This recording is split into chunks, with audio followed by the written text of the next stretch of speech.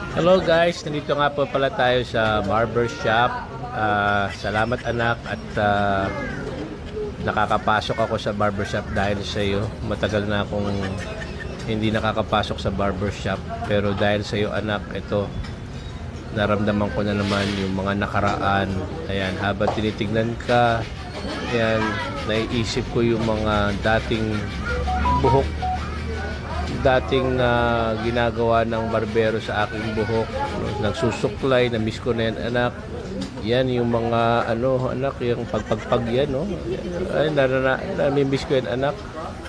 Maraming salamat anak at bumalik yung mga nakaraan dahil sa iyo. At proud na proud ako sa iyo anak. Ang gwapo-gwapo mo, ayan, no? Na-miss ko yan anak. Thank you so much anak. Yan, dahil sa iyo yung memories ng barbershop ay bumalik sa aking isipan. Daddy duty muna tayo. Salamat anak. Ayan. Salamat din kay Kuya Joel sa kanyang napakagandang gupit sa aking gwapong anak. Salamat.